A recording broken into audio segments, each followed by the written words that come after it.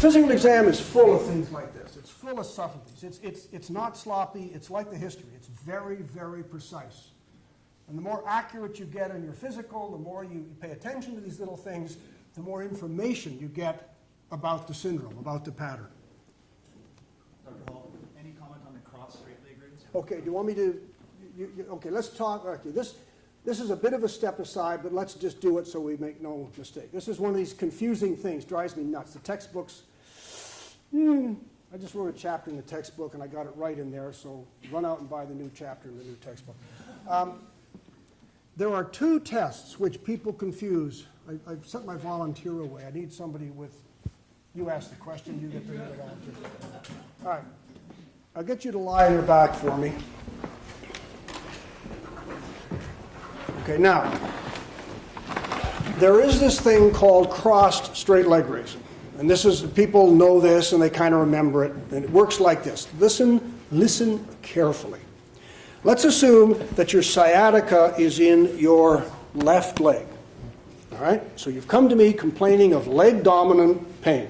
In fact, it's so bad that you can't even get your leg straight. You're lying like that. That's the best I can. I say, here, let me just straighten this. Oh, stop. Okay. Hot root. Okay? I lift this leg. I lift the well leg. And that's the name of this test. This is well leg lifting. This is what you should describe it as in your notes because it's a huge difference.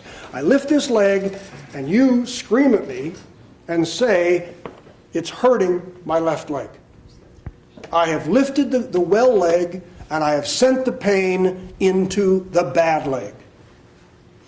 What does that indicate? It indicates a very irritable root. This is a very hot root. And somebody actually that Daryl and I and Joe would say, you know, you got a good chance of coming to see me as a surgeon. Because these people tend to take longer. It's a very, very irritated root. But it's not scary. There's nothing bad about it except to say that you really are in a lot of pain, aren't you? Which you knew when you came here. Right? Now, that's well leg lift. I lift the bad leg. What is he going to say to me? Ah! And then I'm going to say, and I must say, and where does that hurt? And you say, in both legs. I've just sent the pain into your good leg, into your so-called normal leg. You've now got bilateral sciatica with lifting the bad leg. That is crossover. That is cross straight leg raise. That is an indication of a central disc, one with the potential to knock out the bowel and bladder. That is one of the hallmarks of the acute cauda equina syndrome. So when I see crossover, pain, and think about it, it's easy. I'm sending pain into the good leg. It shouldn't be there. It's not typical. Like they don't have it. Yeah, they don't have it. They may have had the occasional, but it's not their complaint. Now I've given it to you. Now I'm worried. Now I'm considering a central disc. Now, of course, we'll come to some other issues with central disc, with acute cauda equina. But crossover is a scary finding. But crossover means pain to the good side. Just sending pain into your bad leg by lifting your well leg means you got a lot of pain, but I knew that when you showed up. Does that make sense? They're very different, but the books don't do this. They talk about crossover as if it went either way, and it doesn't. It only goes in one direction. One's significant, one is more information. Okay? Thank you. I'm glad you asked that. That's a good question. L5, S1. I'm not going to, if you want to, we can go through physical testing for all of these. Remember this. 80% of the root involvement in low back is either L5 or S1. 80%. So if I'm going to memorize something, I'm going to memorize what L5 does and what S1 does. L2, L3, L4. L4 makes up about 8%. That's the knee reflex. I don't bother teaching that, by the way, because if you haven't noticed this, that it is an absolute impossibility for you as a doctor to walk into a room with a patient sitting on a bed and you have a hammer in your hand, you will hit their knees. Have you noticed that? You cannot resist. You will try desperately not to hit their knees, but you got the hammer, they got the knees, and you will hit. And that's L4. So L4 doesn't need to be taught. That's a doctor reflex. L5 and S1 make up 80%. So 4, 5, and 1, 88%. Almost 90% are there. We can talk about 1 and 2 if you want, but these are the guys to remember. My personal favorite for the L5 is the Trendelenburg, is the hip abductor. It is by far the most sensitive. And if you want to, we can go into how to do a proper Trendelenburg. That takes us off in a different direction, but it's one of these things that if you don't know how to do it, you should.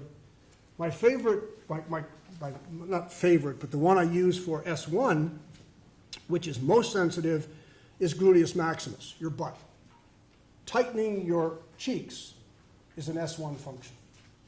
It's a very sensitive test. You tighten, you release, you tighten, you release, and the S1 deficient side softens, noticeably softens. And it's a test that most patients don't know about. They don't fake it. It's actually very, very useful. I routinely just do ankle reflexes. That's a quick screen. But if you're a leg-dominant patient and I really care, I will at some point definitely test maximus power, because that's almost a pure S1 muscle.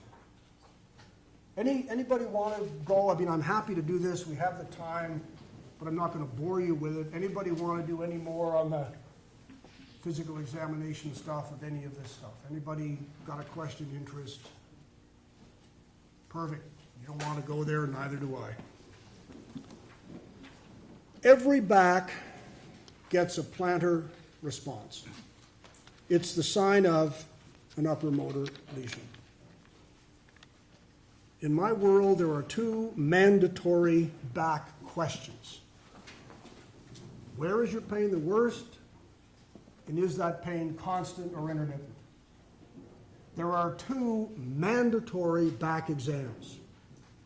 The first one is plantar response. Nobody leaves the room without having the full sole of their foot scratched, or some other upper motor test. Question. This is a really tough question. Who looks really smart? You look really smart. I'll ask you a really tough question. Yeah, I know you don't think you look smart, but you I don't, yeah. Patient presents to you on image with a massive L3-4 herniation. Giant blowout, filled the canal.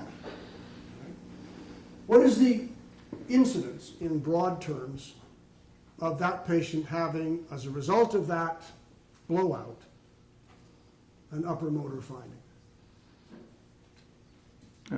Well, it should be 0 because the spinal cord ends at L1. Thank you. You're just as bright as you look. If you detect an upper motor finding in a low back exam, and the patient didn't have it before, you're dealing with a cord lesion. You're not dealing with the herniation. It's not a low back problem. I don't care how much it looks like an L5 or an S1. I had an L5 lesion, absolutely classic. L5 isolated root dermatomes, a whole bit, and the patient had an upgoing toe. And the patient had a meningioma at T10. And the meningioma had the audacity to knock out the L5 and nothing else. Just a stupid question, but could a nerve compression, nerve root compression, negate what would otherwise be an upper plantar reflex? No. Short answer, no. So But you can get some very interesting. There's one, my personal favorite. I love this one. There are some patients, and you guys have seen this, that if you hit the left ankle reflex, both feet will go. They're so hot wired that they cross over in the cord and it'll pop both feet. I've had 2 patients. First one, when I was young in my practice, you hit the left ankle and the right one flips. Fascinating.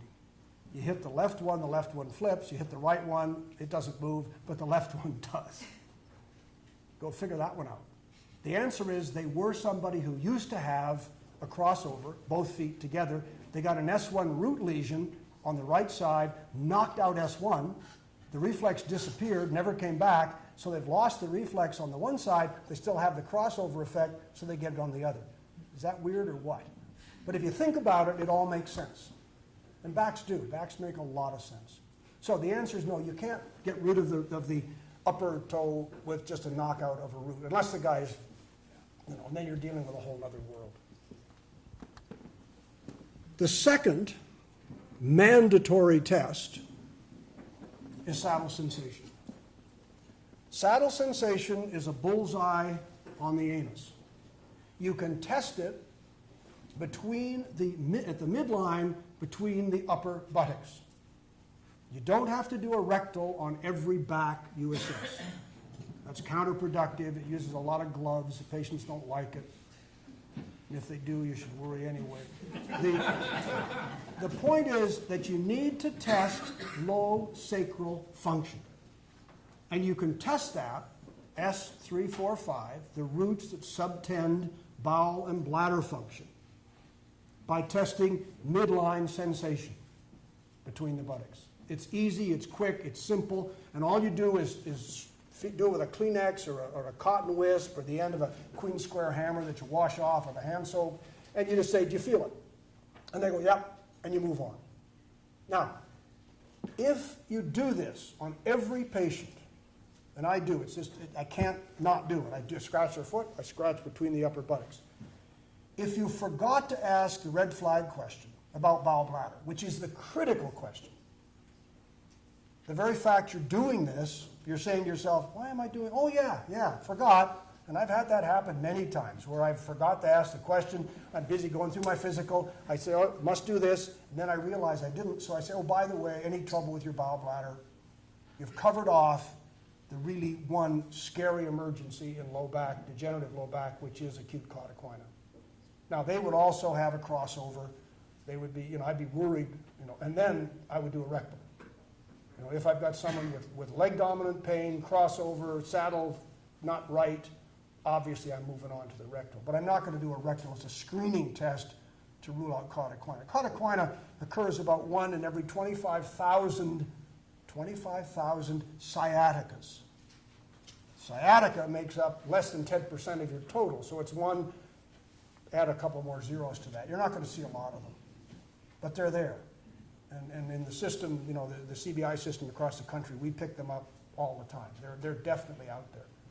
So don't miss it. It's never should be missed. You do the saddle sensation, you do the plantar reflex, I call them the high-low tests, and you will never miss a cord tumor. You will never miss an acute cauda equina. Add those two, ask the two questions, and you're absolutely safe. And that's where it really begins. It's not a question of can you figure out every back you see. Some get quite complicated and they're difficult. But if I've asked the right questions and I've done the two tests, I will never send out of my office somebody with a meningioma in their cord or a epidural abscess or anything else that affects the cord, and I will never send out someone with an acute cauda equina with bowel bladder knockout, because that is really a surgical emergency. That needs to come talk to us. That's the one that Darryl said, the things he would like you to see. Well, that one, I expect you to pick up the phone and say, right now.